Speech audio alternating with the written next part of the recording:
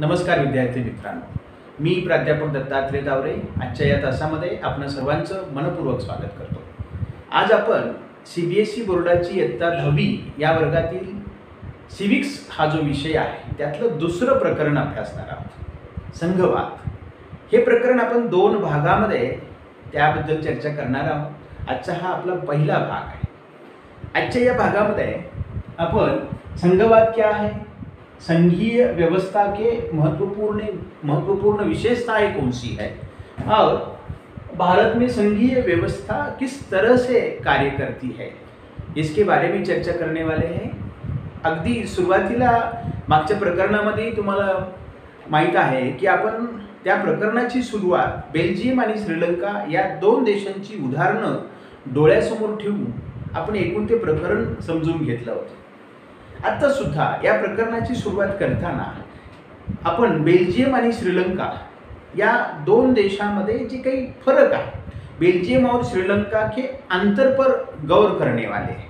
या दोन देशांमध्ये असणारा फरक जो काही आहे, एक बघा, बेल्जियम के संविधान में जो प्रमुख बदलाव हुए, त्यावेळेला बेल्जियमचं संविधान त्यामध्ये बदल करण्यात आले, त्यामध्ये दुरुस्त्या करण्यात आल्या आणि जे प्रमुख बदलाव झाले ते बदलाव काय होते, केंद्रीय सरकार की शक्ति में कमी करना, ये पहिला बदलाव था। बेल्जियम या देशानं काय केलं की केंद्र सरकारची जी काही शक्ती आहे किंवा जे अधिकार आहे, हे अधिकार कमी करण्याचं काम या दुरुस्तीच्या माध्यमातून केलं। आणि हे अधिकार दिले कुणाला, तर हे कमी केलेले अधिकार त्या देशाच्या राज्य सरकाराला, प्रांत सरकार को बहाल किए गए, त्यांना ते दिले गेले। प्रांतीय सरकार को ये अधिकार दिए गए। बेल्जियम में पहले से भी प्रांतीय सरकारें थी। बेल्जियम मध्ये अगदी हे बदल किंवा ही दुरुस्ती होण्याच्या अगोदर सुद्धा प्रांतीय सरकार ही होतीच, परंतु मित्रांनो, प्रांतीय सरकाराला जे काही अधिकार मिळत होते ते केंद्र सरकारकडून दिले जात होते, त्याच्यावरती केंद्र सरकारचं वर्चस्व होतं। उनकी अपनी भूमिका, अपने अधिकार थे, ये अधिकार केंद्र द्वारा दिए गए थे। म्हणजे दुरुस्ती होण्याच्या अगोदर बेल्जियमच्या राज्य सरकारांना किंवा तिथल्या जे काही प्रांताचं सरकार आहे त्यांना मिळणारे हे अधिकार हे केंद्राकडून दिले जात होते। केंद्र सरकार ये अधिकार वापस भी ले सकती थी। हे जे काही दिलेले अधिकार आहेत केंद्र सरकार परतही घेऊ शकत होती। आणि याला आपण असं म्हणूयात की बेल्जियममध्ये दुरुस्ती होण्याच्या अगोदरचं जे काही शासन पद्धती आहे एकात्म शासन पद्धती होती। म्हणजे सगळे हे अधिकार केंद्राच्या हातात एकवटलेले होते आणि केंद्र आपल्या इच्छेनुसार काही अधिकार राज्यांना देत होतं। त्यांना असं वाटलं की ते परत घ्यायचे तर दिलेले अधिकार ते परत सुद्धा घेऊ शकत होते। ही एकात्म शासन पद्धती बेल्जियममध्ये बदल होण्याच्या अगोदर होती। 1993 में बेल्जियम ने कुछ बदलाव किए और प्रांतीय सरकारों को कुछ संवैधानिक अधिकार दे दिए गए। 1993 ला बदल झाला आणि ह्या बदलानुसार, या दुरुस्तीनुसार बेल्जियमच्या संविधानानं प्रांतीय सरकारांना संवैधानिक घटनेनंच काही अधिकार दिले, काही अधिकार बहाल केले।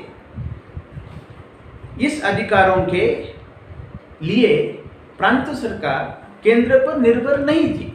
आता हे जे काही अधिकार, विशेष अधिकार त्या प्रांताला दिलेले आहेत त्याबद्दल निर्णय घेत असताना राज्य सरकार किंवा प्रांत सरकार ही केंद्र सरकारावरती अवलंबून नव्हती किंवा ते दिलेले अधिकार केंद्र सरकार त्यांच्याकडून काढून घेऊ शकत नव्हती।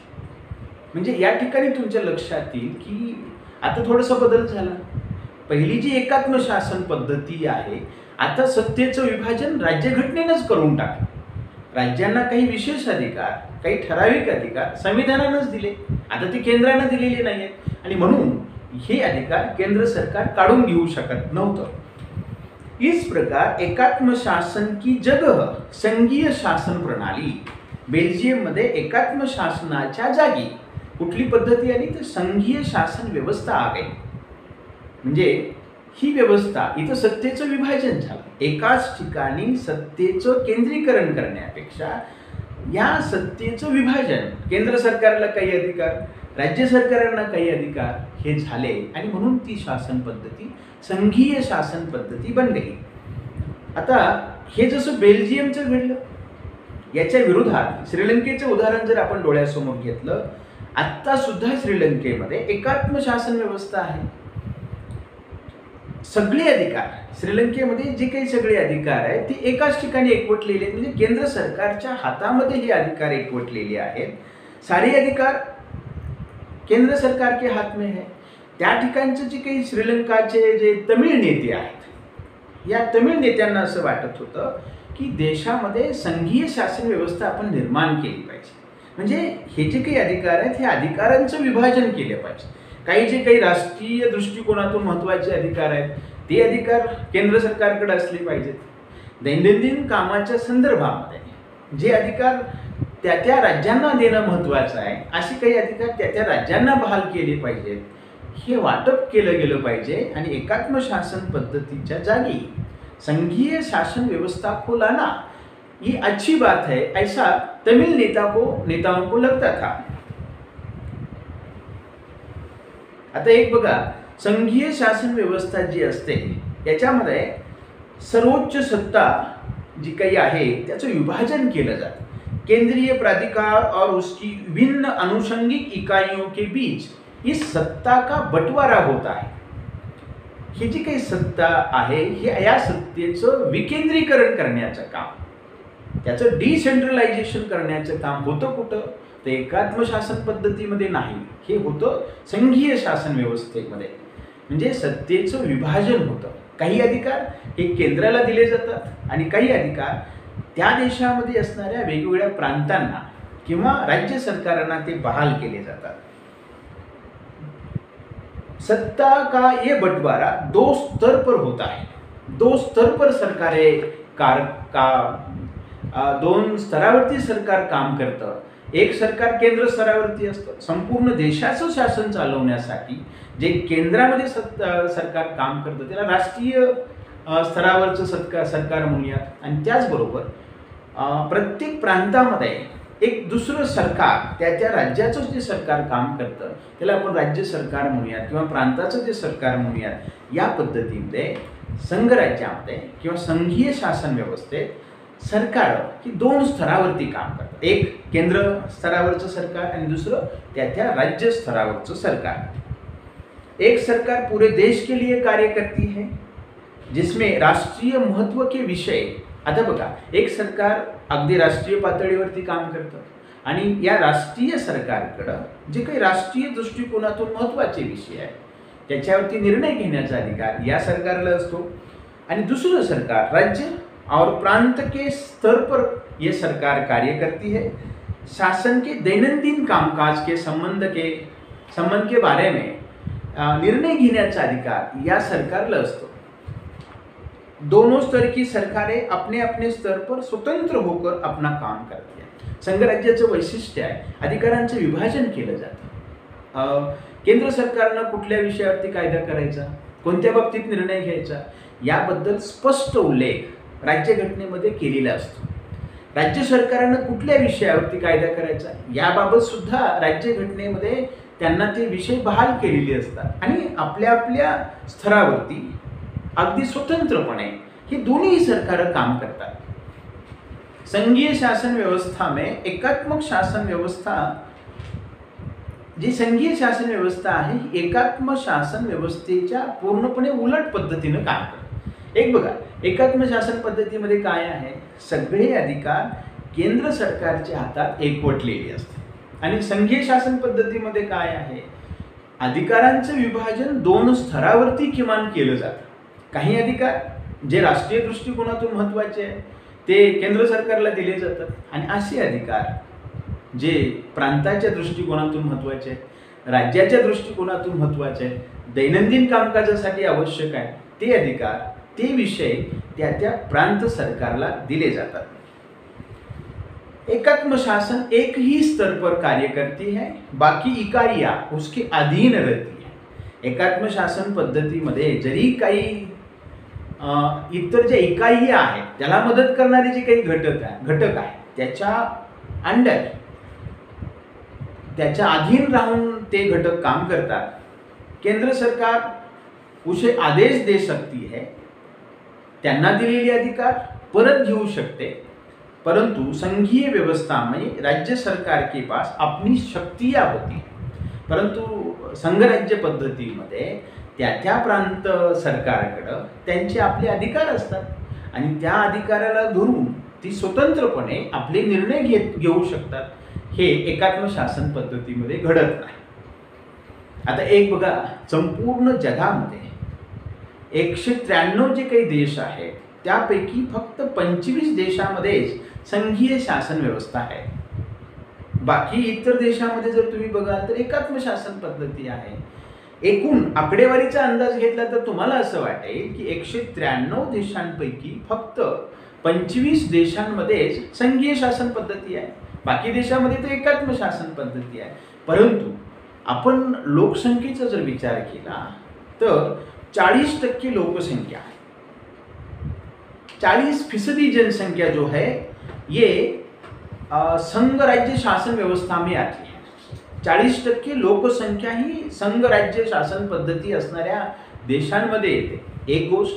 आणि दुसरी गोष्ट अशी आहे की जगातले जे काही लोकसंख्येनं भूप्रदेशानं मोठे देश आहेत त्या देशामध्ये आपल्याला संघराज्य शासन पद्धती बघायला मिळते. उदाहरणच बघा, रूस, ऑस्ट्रेलिया, भारत, कनाडा, संयुक्त राज्य अमेरिका, ब्राझील, दक्षिण आफ्रिका असे जे काही मोठे देश आहेत, मग रशिया आहे, अमेरिका आहे, कॅनडा आहे, संयुक्त राज्य अमेरिका, ब्राझील, दक्षिण आफ्रिका, भारत अशा या देशांमध्ये तुम्हाला संघराज्य शासन व्यवस्था बघायला मिळेल. आता संघराज्य कशाला म्हणूया याच्याबद्दल आपण चर्चा केली. एकात्म शासन पद्धती आणि संघराज्य याच्यामध्ये काय बदल आहे याच्याबद्दलही आपण बोललो. एक साध्या शब्दामध्ये लक्षात ठेवा, एकात्म शासन पद्धतीमध्ये सत्ता एकाच ठिकाणी एकवटलेली असते, ती म्हणजे केंद्र सरकारच्या हातात.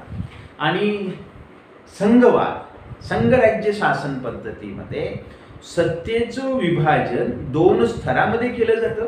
एक स्तर आहे केंद्रीय पातळीवरचा, तो केंद्र सरकार, आणि दुसरा स्तर आहे राज्य पातळीवरचा किंवा प्रांत पातळीवरचा स्तर, त्याला आपण प्रांत सरकार किंवा राज्य सरकार म्हणूया. आता ज्या देशामध्ये संघराज्य व्यवस्था असते, संघीय शासन व्यवस्था असते, त्या देशांची विशेषताए क्या राहते, काय विशेषताए असतात त्या, कसं ओळखायचं एखाद्या देशात संघराज्य आहे किंवा नाही. पहिली गोष्ट, 2 या अधिक स्तरों वाली सरकारें उस देश में कार्य करती है. बघा, ज्या देशामध्ये संघराज्य शासन व्यवस्था आहे तो देश ओळखण्याची पहिली गोष्ट आहे त्या देशामध्ये असणारं सरकार 2 स्तरावरती काम करते. आता भारताचं उदाहरण घ्या. भारतामध्ये सरकार 2 स्तरावरती काम करतं का, तर हो करतं. एक स्तर आहे केंद्र सरकार, संपूर्ण देशाचं शासन चालवण्याचा अधिकार त्या केंद्र सरकारकडे आहे, आणि दुसरा स्तर आहे राज्य सरकार. म्हणजे बघा, पहिली विशेषता भारत देशाला लागू होते की संघराज्य शासन पद्धतीमध्ये सरकार 2 स्तरावरती काम करते. आता याच्या पुढे जाऊन मला सांगायला आवडेल की भारतामध्ये सरकार 2 स्तरावरती नाही तर ती 3 स्तरावरती काम करते. In our India government is 3 tier. 2 tier government नाही आहे, 2 स्तरावरती नाही तर 3 स्तरावरती ती जाऊन काम करते. पहिला स्तर केंद्र सरकार, दुसरा स्तर राज्य सरकार आणि तिसरा स्तर स्थानिक स्वराज्य संस्था, ज्याला आपण म्हणूया लोकल सेल्फ गव्हर्नमेंट जे आहे. मग आता गाव पातळीवर सरकार जे काही आहे त्या ठिकाणचे ग्रामपंचायत चालवते, तालुक्याचं सरकार पंचायत समिती चालवते, त्या जिल्ह्याचं एकूण प्रशासन चालवण्याचा अधिकार आपण जिल्हा परिषदेला दिला आहे. एखादं लहान शहर आहे नगरपालिका आहे, त्याच्यापेक्षा मोठं शहर आहे महानगरपालिका आहे. असे जे काही आम्ही सत्तेचं विभाजन केलेलं आहे. एक बघा, पंडित नेहरू एकदा त्यांच्या भाषणामध्ये म्हणाले होते की संपूर्ण देशाचं शासन जर आपण एका देशाच्या राजधानीच्या ठिकाणाहून चालवत असू, एकाच ठिकाणाहून चालवत असू, तर त्याला लोकशाही म्हणता येणार नाही. खऱ्या अर्थानं हे शासन, त्या राज्याचं शासन त्या राज्यातल्या लोकांनी, त्या जिल्ह्याचं शासन त्या जिल्ह्यातील लोकांनी निवडून दिलेल्या प्रतिनिधीच्या मार्फत त्या जिल्ह्यातल्या लोकांनी, तालुक्याचं शासन त्या तालुक्यातल्या लोकांनी एवढंच नव्हे तर त्या त्या गावचं शासन त्या गावातल्या लोकांनी निवडून दिलेल्या प्रतिनिधींनी चालवलं पाहिजे. म्हणजेच सत्तेचं विकेंद्रीकरण घडलं पाहिजे. त्याच वेळेला खऱ्या अर्थानं आमच्या देशामध्ये लोकशाही यशस्वी होईल. म्हणजे डिसेंट्रलायझेशन ऑफ डेमोक्रेसी ही घडणं आवश्यक आहे. आणि म्हणून मी तुम्हाला सांगितलं की संघवादामध्ये सरकार 2 स्तरावरती काम करतं. भारत त्याच्या पुढं आहे. भारतामध्ये सरकार 3 स्तरावरून काम करतात.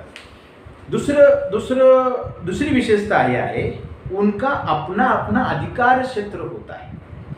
आता केंद्र सरकार जे आहे त्यांना काही विशेष अधिकार दिलेले असतात. त्या विषयाला त्या अधिकाराला धरून केंद्र सरकार काम करतं. जे राज्य सरकार आहेत त्यांना त्यांचे अधिकार दिलेले असतात. त्या अधिकाराला अनुषंगून त्या त्या प्रांताचं किंवा राज्याचं सरकार काम करतं. भारतात ही पद्धत आहे का? तर हो आहे. भारतामध्ये संविधानानं राज्यघटनेनंच अधिकारांचं विभाजन केलेलं आहे. हे अधिकारांचं विभाजन 3 गटामध्ये झालेलं आहे. पहिला गट आहे केंद्र सूची, दुसरा गट आहे राज्य सूची किंवा त्याला आपण प्रांत सूची म्हणूया, आणि तिसरा स्तर आहे समवर्ती सूची. याबद्दल आपण पुढे बोलणारच. केंद्र सूची कशाला म्हणूया? अशा विषयांची यादी ज्यावरती कायदा करण्याचा अधिकार केंद्राला असतो. राज्यसूची कशाला म्हणूयात? अशा विषयांची यादी ज्यावरती कायदा करण्याचा अधिकार त्या त्या राज्यांना असतो. आता ही जी दुसरी विशेषता आहे उनका अपना अपना अधिकार क्षेत्र होता है. संघराज्य ज्या देशामध्ये संघराज्य आहे त्यामध्ये एकतर अधिकारांचे विभाजन होतं. केंद्राला अधिकार, राज्याला अधिकार, त्यांचे स्वतःचे अधिकार असतात. भारतामध्ये हे आहेत का? तर हे आहेत. भारतामध्ये सुद्धा केंद्राला वेगळे अधिकार दिलेले आहेत. त्याला आपण केंद्र सूची म्हणूयात. जे काही महत्त्वाचे विषय आहेत ते केंद्राकडे आहेत. जे कमी महत्त्वाचे विषय आहेत किंवा दैनंदिन कामकाजाच्या संदर्भातले विषय आहेत ते राज्यांकडे आहेत. तिसरी गोष्ट आहे अधिकार क्षेत्र संविधान में स्पष्ट रूप से वर्णित होता. कोणते अधिकार कोणाला आहेत याच्याबद्दलचा स्पष्ट उल्लेख राज्यघटनेमध्ये दिलेला असतो. भारताच्या राज्यघटनेमध्ये हे स्पष्ट दिलेलं आहे कोणते अधिकार कोणाला आहे. केंद्राला कोणते अधिकार आहे ते केंद्र सूचित आहे. राज्यांना कोणते अधिकार आहे समवर्ती सूचित आहे. जे अधिकार ज्या विषयावरती कायदा करण्याचा अधिकार केंद्रालाही आहे आणि राज्यालाही आहे याचं हे आपण समवर्ती सूचीमध्ये टाकलेले आहे. कॉन्करंट लिस्टमध्ये ते टाकलेले आहे. आणि असे विषय ज्याचा समावेश केंद्र सूचीतही नाही, राज्य सूचीतही नाही आणि समवर्ती सूचीतही नाही असे राहिलेले जे काही शेष अधिकार आहेत, शिल्लक राहिलेले अधिकार आहेत त्यावरती कायदा करण्याचा अधिकार आपण केंद्राला दिलेला आहे. म्हणजे या ठिकाणी जो तिसरा मुद्दा आहे, तिसरी विशेषता है वो कौन सी है? अधिकार क्षेत्र संविधान में स्पष्ट रूप से वर्णित होता है. संघराज्यामध्ये कोणाला कोणते अधिकार आहे हे राज्यघटनेमध्ये स्पष्टपणे दिलेलं असतं. नंबर 4, संविधान के मौलिक प्रावधानों में अगर बदल करना हो तो दोनों स्तर की सरकारों की सहमति से ये बदल होना अपेक्षित होता है. जर असं करायचं असेल की हे जे काही अधिकार आपण दिलेत या अधिकारामध्ये जर बदल करायचा असेल तर हा बदल करण्याचा अधिकार फक्त केंद्र सरकारला नाही. जर हा बदलच करायचा असेल तर तो बदल केंद्र सरकार आणि राज्य सरकार यांनी मिळून केला पाहिजे तरच तो बदल शक्य आहे. हे एक संघराज्य शासन पद्धतीचं वैशिष्ट्य आहे, विशेषता आहे हो. आता बघा भारतात कसं आहे, अशा संविधानातली अशी एखादी तरतूद तर त्यामध्ये बदल करत असताना काही तरतुदी साध्या बहुमतानं बदल करता येतो. ज्या काही विशेष महत्त्वाच्या आहेत त्यामध्ये विशेष बहुमत लागतं. विशेष बहुमत म्हणजे 2/3 बहुमतानं लोकसभेमध्ये आणि त्याचबरोबर राज्यसभेमध्ये तो ठराव मंजूर झाला पाहिजे. पण काही बाबी ज्या राज्य सरकारांच्या संदर्भातल्या आहेत त्यात जर बदल करायचा असेल तर तशा अर्थाचं विधेयक लोकसभेमध्ये 2/3 बहुमतानं मंजूर झालं पाहिजे. त्याचबरोबर ते विधेयक राज्यसभेमध्ये स्वतंत्रपणे 2/3 बहुमतानं मंजूर झालं पाहिजे. एवढंच आवश्यक नाही तर त्याबरोबर देशामध्ये जे काही घटक राज्य आहेत त्या घटक राज्यातील किमान निम्म्यापेक्षा अधिक घटक राज्याच्या विधानसभेनं ते बहुमत मंजूर केलं पाहिजे, तरच त्याचं रूपांतर कायद्यात होऊ शकतं.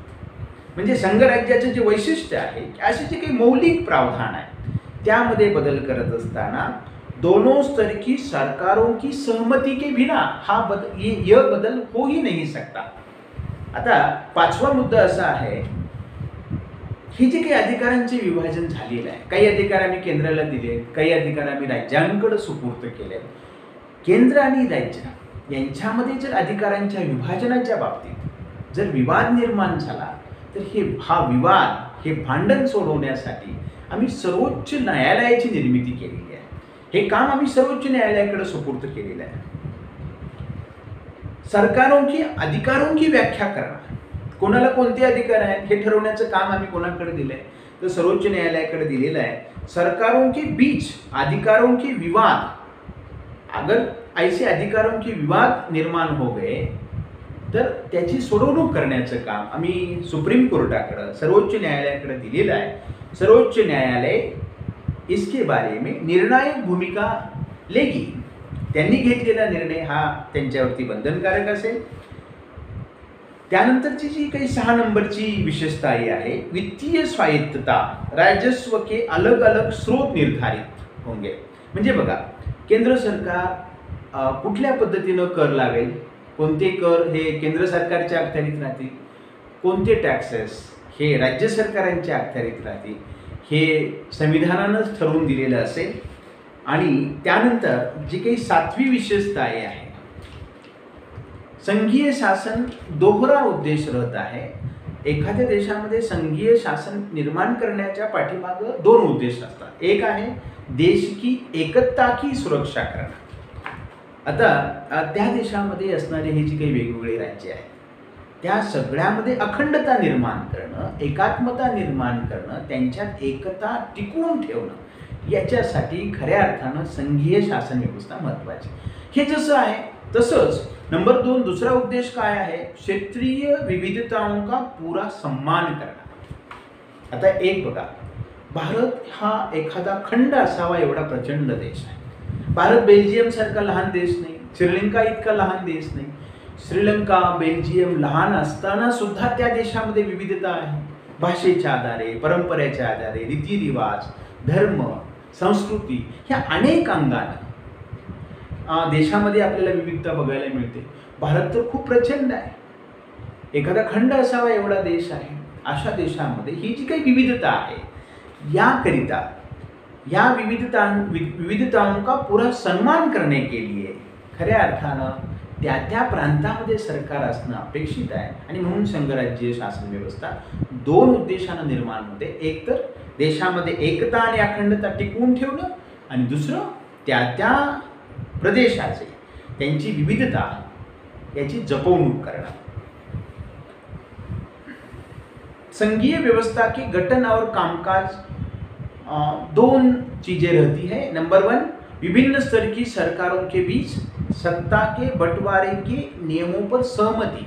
आता बघा, केंद्र सरकार त्यांना दिलेल्या विषयाला अनुसंधान काम करेल. राज्य सरकार त्यांना जे विषय दिलेले आहेत, जे अधिकार दिलेले आहेत, त्या अधिकाराच्या मर्यादेत राहून आपले काम करतील. त्या केंद्र सरकार आणि राज्य सरकारामध्ये या विभाजनाच्या बाबतीत सहमती असेल. आणि दुसरी गोष्ट, उनका एक दूसरे पर भरोसा होना. यानी केंद्र सरकार आणि राज्य सरकार एक अपने अपने अधिकार क्षेत्रों को मानेंगे. दोघांचा एकमेकावरती विश्वास असेल आणि केंद्र सरकार राज्य सरकाराला दिलेली काही अधिकार आहेत ते मान्य करेल. राज्य सरकार सुद्धा असे काही अधिकार जे केंद्राला आहेत ते मान्य करेल आणि त्याबाबत त्यांचं जे काही वर्चस्व आहे ते स्वीकारेल. केंद्र और राज्य सरकारों के बीच जो सत्ता का बंटवारा होता है, हर संघीय सरकार में अलग अलग किस्म का होता है. आता ही एक गोष्ट खूप इंटरेस्टिंग आहे. आता संघराज्य शासन पद्धती अनेक राज्यात आहे, असं मी मगाच सांगितलं. जगामध्ये 25 मोठे मोठे देश आहेत. जवळपास 40% लोकसंख्या संघीय शासन व्यवस्थेमध्ये येते. परंतु प्रत्येक देशाचं संघराज्य शासन पद्धती सारखीच आहे का, तर नाही.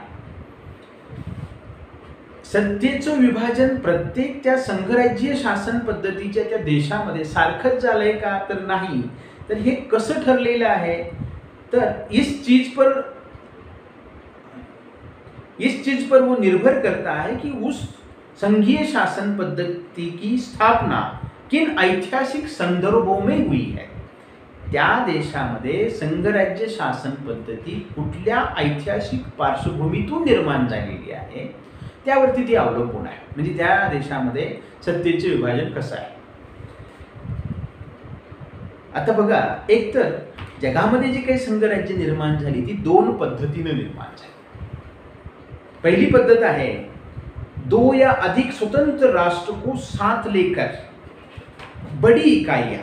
आता दोन पद्धतीने संघराज्य निर्माण झाली. पहिलं पद्धत कोणती आहे, तर ही जी काही स्वतंत्र राष्ट्र आहे, ही स्वतंत्र राष्ट्र आहे, त्यांची स्वतःची राज्यघटना आहे, त्यांचं स्वतःचं नागरिकत्व आहे, ही स्वतंत्र आहे.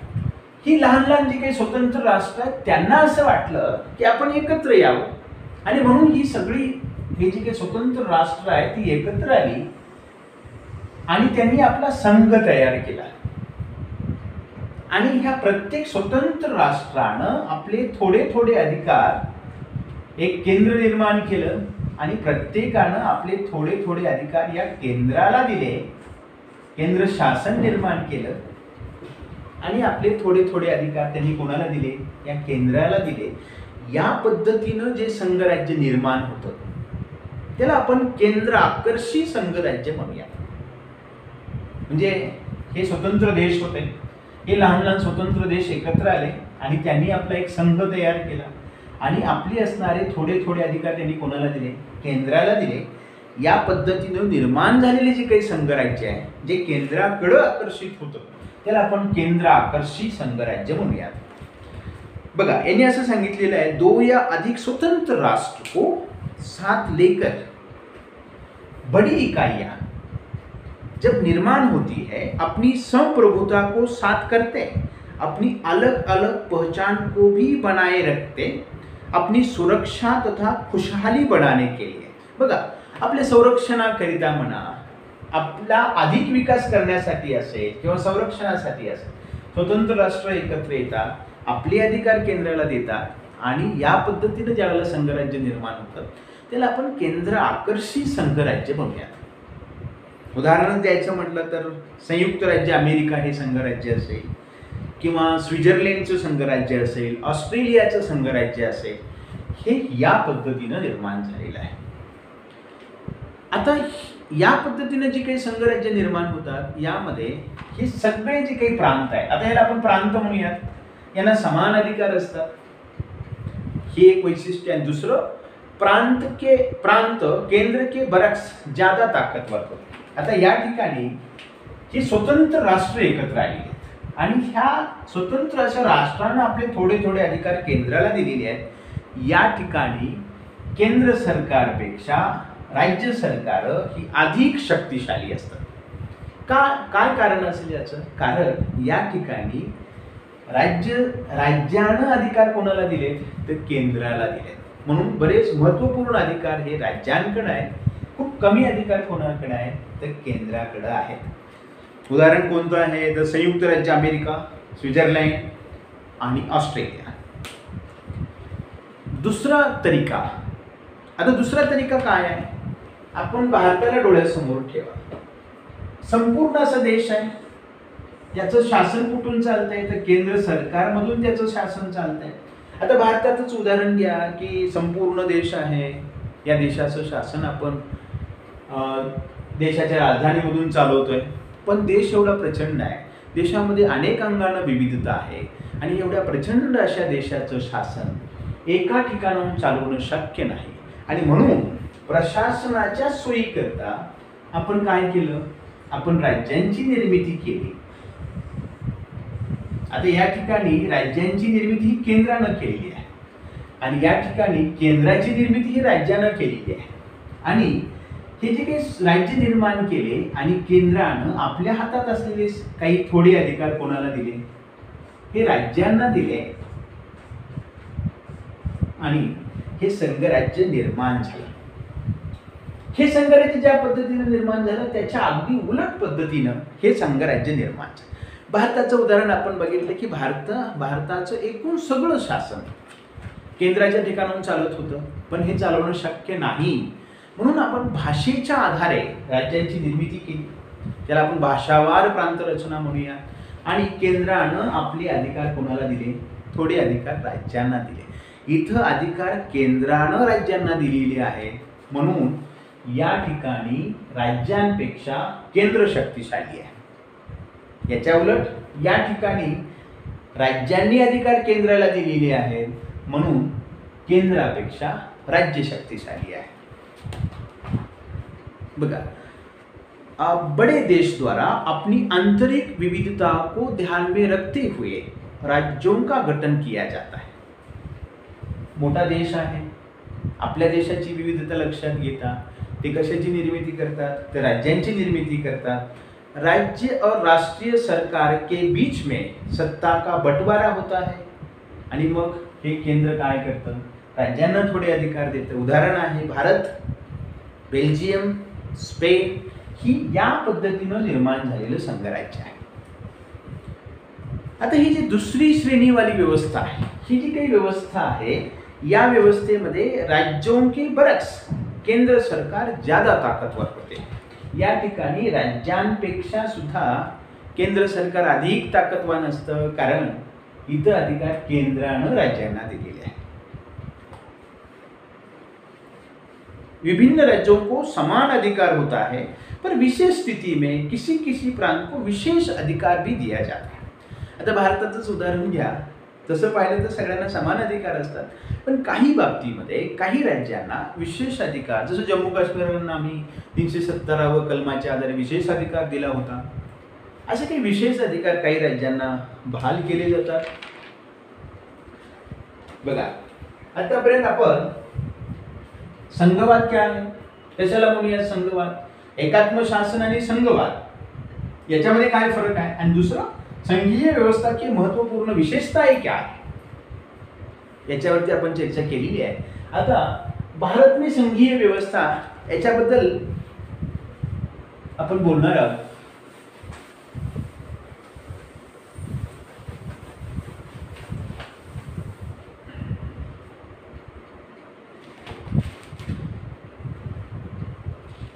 बघा,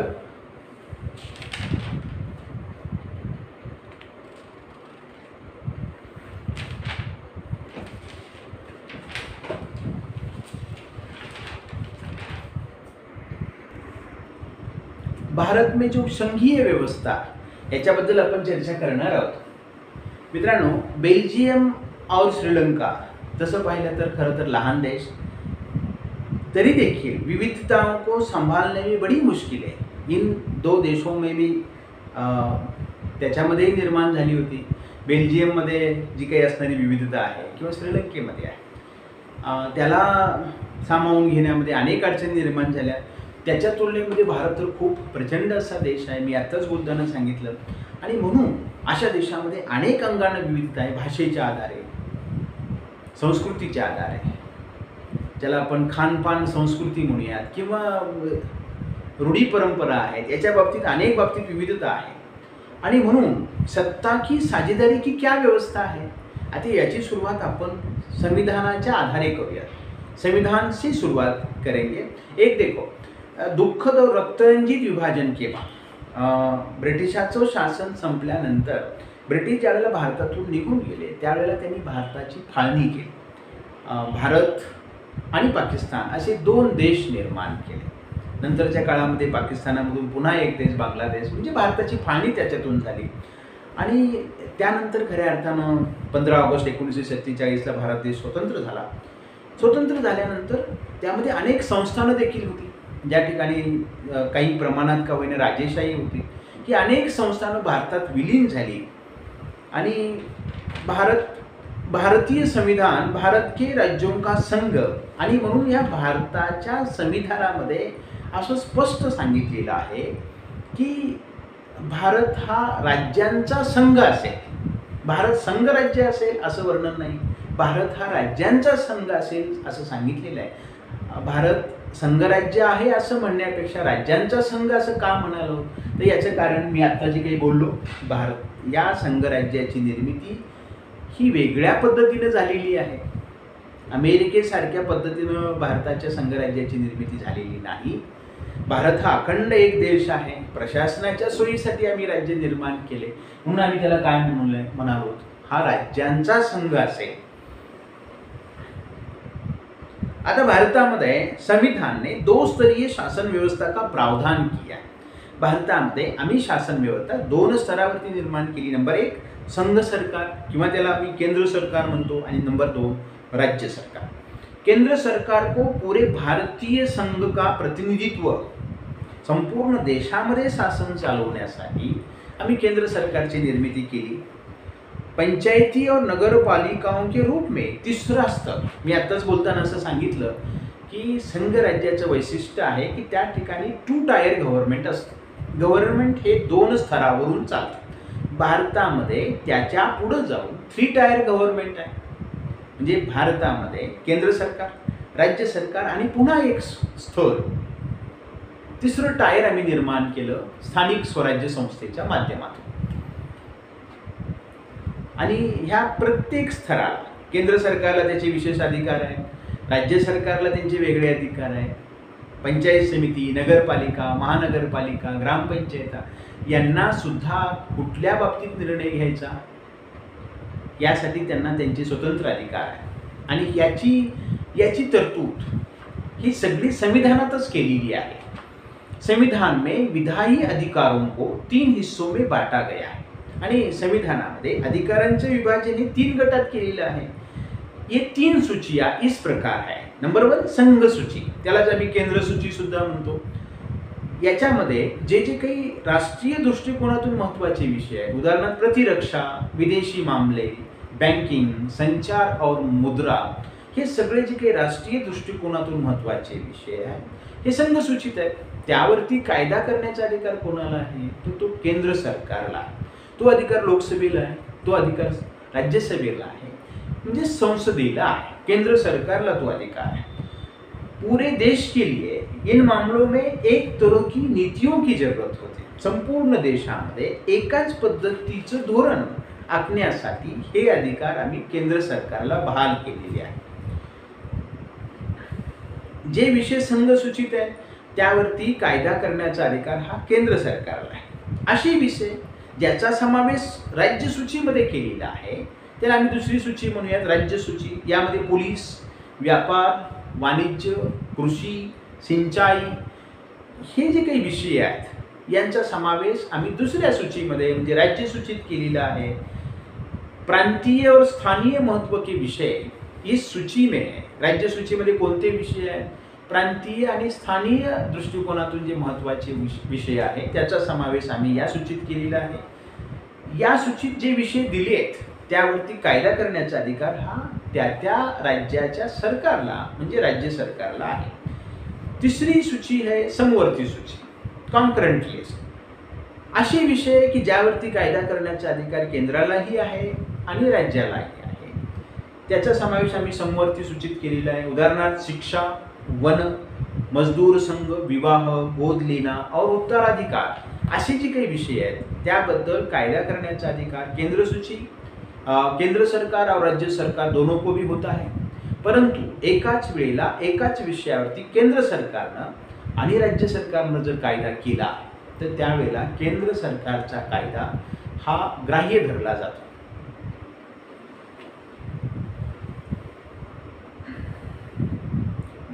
ऐसे विषय जो केंद्र के साथ राज्य सरकारों की साझी दिलचस्पी में आते हैं त्याचा समावेश आम्ही कुठं करतो तर समवर्ती सूचित करतो. कानून बनाने के अधिकार राज्य सरकार और केंद्र सरकार दोनों को भी होते हैं. जे विषय समवर्ती सूचित आहे त्यावरती कानून बनवण्याचा अधिकार दोन्ही सरकारला असतो. लेकिन जब दोनों के कानूनों में टकराव होता है तो केंद्र सरकार द्वारा बनाया गया कानून मान्य किया जाता है. मी आताच तुम्हाला सांगितलं केंद्र सरकार आणि राज्य सरकारामध्ये एखाद्या कायद्याबद्दल जर विवाद निर्माण झाला, दोघांनीही कायदे केले तर केंद्राचा कायदा हा श्रेष्ठ धरला जातो। जो विषय इनमें से किसी सूची में, आता असं झालं की असा एखादा नवीन विषय निर्माण झाला की तो विषय केंद्र सूचीतही नाही, तो विषय राज्य सूचीमध्येही नाही आणि समवर्ती सूचीमध्ये सुद्धा नाही। असा जो शिल्लक राहिलेला विषय आहे त्याला आपण शेष म्हणूया, अवशिष्ट म्हणूया।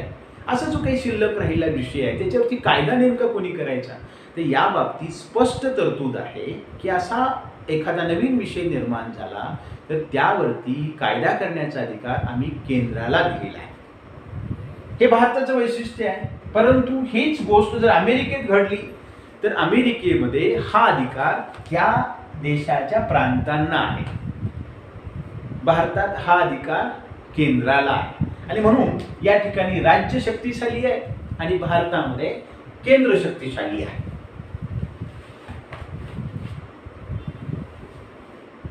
उदाहरणार्थ कंप्यूटर सॉफ्टवेयर संविधान बनने के बाद निर्माण हुआ ये विषय है।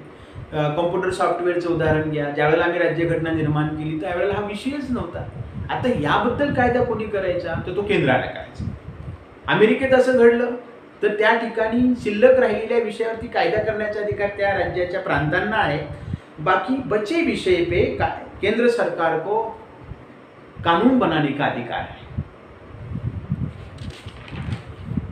अधिकतर बड़ी संघीय व्यवस्थाओं में साथी इकाइयों को बराबर अधिकार नहीं मिलते। आता जे बड़ी संघीय शासन पद्धती आहे त्यामध्ये बऱ्याच वेळेला सगळ्याच राज्यांना समान अधिकार मिळत नाही। भारतामध्ये सुद्धा आपण बघा, सारे राज्यों को बराबर अधिकार नहीं दिए जाते, कुछ राज्यों को विशेष दर्जा दिया जाता है। आता भारतामध्ये यांनी उदाहरण दिलेलं आहे की जम्मू काश्मीर हे एकमात्र राज्य असं आहे की ज्या राज्याला स्वतःची राज्यघटना आहे। 370व्या कलमानं त्या राज्याला विशेष अधिकार बहाल केलेले आहेत। इस राज्य में विधानसभा की अनुमति के बगैर भारतीय संविधान के कई प्रावधानों को लागू नहीं किया जा सकता। केंद्रानं केलेला कायदा जोपर्यंत जम्मू काश्मीर मधली विधानसभा संमत करत नाही तोपर्यंत केंद्राचा हा कायदा त्या राज्याला लागू होत नाही। हा विशेष दर्जा आम्ही जम्मू काश्मीर या राज्याला दिलेला होता। इस राज्य के स्थायी निवासियों के अतिरिक्त कोई भी भारतीय नागरिक जमीन या मकान नहीं खरीद सकता। जम्मू काश्मीर या राज्यामध्ये दुसऱ्या राज्याचा व्यक्ती त्या ठिकाणी जाऊन मालमत्ता धारण करू शकत नाही। अशा पद्धतीचा एक वेगळा दर्जा आम्ही या राज्याला दिला होता। परंतु मित्रांनो, आता अलीकडची करंट माहिती आहे की 31 ऑक्टोबर 2019 पासून आम्ही जम्मू काश्मीरचा जे काही घटक राज्याचा दर्जा आहे तो काढून घेतलेला आहे। जम्मू काश्मीरला आम्ही केंद्रशासित प्रदेश म्हणून घोषित केलेला आहे आणि त्याचबरोबर जम्मू काश्मीरमधला जो लडाख हा भाग आहे तो जम्मू काश्मीरपासून आम्ही वेगळा केला आहे आणि लडाखला सुद्धा केंद्रशासित प्रदेशाचा दर्जा आम्ही दिलेला आहे। एवढंच नव्हे तर 370 हे जे काही त्यांना विशेष दर्जा देणारं कलम आहे ते कलम आम्ही रद्द केलेलं आहे। त्यांची वेगळी घटना, वेगळा झेंडा या गोष्टी सुद्धा आम्ही रद्द केलेल्या आहेत। पण तरी सुद्धा भारतामध्ये जम्मू काश्मीरच नाही तर असे आणखी काही राज्य आम्हाला सांगता येतील की त्या राज्यांना आम्ही काही प्रमाणात का होईना विशेष दर्जा दिलेला आहे। भारतीय संघ की इकाइयों को कम अधिकार, आता भारतामध्ये सुद्धा असे काही भाग आहेत की ते आकाराने खूप लहान आहेत, लोकसंख्येने लहान आहेत आणि म्हणून त्यांना राज्याचा दर्जा आम्ही बहाल करू शकत नाही किंवा दुसऱ्या राज्यामध्ये सुद्धा आम्ही त्यांना विलीन करू शकत नाही। त्यावेळेला त्यांना आम्ही काय केलंय, त्यांना आम्ही केंद्रशासित प्रदेशाचा दर्जा दिलेला आहे। असा प्रदेश की ज्याच्यावरती शासन कोण चालवतं, तर केंद्र चालवतं। केंद्राकडून तिथलं शासन, तिथलं प्रशासन चालवलं जातं, त्यांना आम्ही म्हणूयात केंद्र शासित प्रदेश। बघा, मौजूदा प्रांत में विलीन करना भी संभव नहीं है। त्यांना स्वतंत्र प्रांत म्हणून घोषित करणं अवघड आहे। दुसऱ्या एखाद्या प्रांतात त्यांना शामिल करणं हेही अवघड आहे। इन इलाकों का शासन चलाने का विशेष अधिकार केंद्र सरकार को होता है। ऐसे इलाकों को हम केंद्र शासित प्रदेश कहते हैं। केंद्र और राज्य सरकारों के बीच सत्ता का बंटवारा ये संविधान की बुनियादी, आता ही बुनियादी गोष्ट आहे। केंद्र आणि राज्यामध्ये संविधानानुसार सत्तेचं विभाजन करणं बंटवारे में बदलाव करना आसान नहीं है. आता हे जे विभाजन केलेलं आहे संविधानानं, त्याच्यामध्ये बदल करणं ही सोपी गोष्ट नाही. जर तसा बदल करायचा असेल तर त्याला लोकसभेनं, राज्यसभेनं विशेष बहुमतानं म्हणजे 203 बहुमतानं ते विधेयक, घटनादुरुस्ती विधेयक मंजूर केलं पाहिजे. आणि त्याचबरोबर निम्म्यापेक्षा अधिक घटक राज्याच्या विधानसभेनं ते विधेयक मंजूर केलं पाहिजे. त्याशिवाय त्या विधेयकामध्ये बदल करणं शक्य नाही. संसद के दोनों सदनों में 2/3 बहुमत से उसे मंजूर होना पड़ता है. फिर कम से कम आधे राज्यों के विधानसभाओं से उसे मंजूर करना अनिवार्य होता है. म्हणजे लोकसभेनं आणि राज्यसभेनं ते 203 बहुमतानं म्हणजेच विशेष बहुमतानं मंजूर केलं पाहिजे. आणि त्याचबरोबर निम्म्यापेक्षा अधिक घटक राज्याच्या विधानसभेनं त्यांना मंजूर केलं पाहिजे. संवैधानिक प्रावधानों और कानूनों के क्रियान्वयन, आता जे काही संविधानानुसार आपण सत्तेचे विभाजन केलेलं आहे, त्याची जी काही अंमलबजावणी होते याच्यावरती देखरेख ठेवण्याचं काम हे न्यायपालिकेचं आहे, न्यायमंडळाचं आहे. त्याचबरोबर शक्तियों के बंटवारे के संबंध में हे जे काही सत्तेचे विभाजन आम्ही केलेलं आहे त्याच्या संदर्भात जर काही विवाद निर्माण झाले तर त्याची सोडवणूक करण्याचा अधिकार 226 कलमानुसार आम्ही राज्य सरकारला 226 कलमानुसार उच्च न्यायालयाला आणि कलम 32 नुसार सर्वोच्च न्यायालयाला आम्ही दिलेला आहे. फैसला उच्च न्यायालय और सर्वोच्च न्यायालय करती है. सरकार चलाना और जिम्मेवारियों का निर्वाह करने के लिए केंद्र और राज्य सरकार को कर लगाने का और संसाधन जमा करने का अधिकार. आता खऱ्या अर्थानं हे सगळी शासन व्यवस्था चालवत असताना ते चालवण्यासाठी जी काही आर्थिक तरतुदीची गरज आहे तर त्या संदर्भात कर लावण्याचा अधिकार केंद्र सरकारलाही आहे आणि त्याचबरोबर राज्य सरकारांनीही तो अधिकार आहे. मित्रांनो, आजच्या या तासामध्ये आत्ताच आपण संघवाद कशाला म्हणूया, संघवाद क्या है, संघीय व्यवस्था के महत्वपूर्ण जे काही 7 विशेषताएं आहेत ते कोणत्या आहेत आणि त्याचबरोबर भारत में संघीय व्यवस्था किस तरह से कार्य करती है याच्यावरती चर्चा केलेली आहे. आणखीही संघवाद या प्रकरणातला काही भाग शिल्लक आहे. त्यामध्ये संघीय व्यवस्था कैसे चलती है, भाषा नीति, केंद्र राज्य संबंध कैसे है और भारत की भाषाई विविधता क्या है याच्यावरती आपण भाग 2 मध्ये चर्चा करणार आहोत. आजच्या तासामध्ये आपण इथंच थांबूयात. धन्यवाद.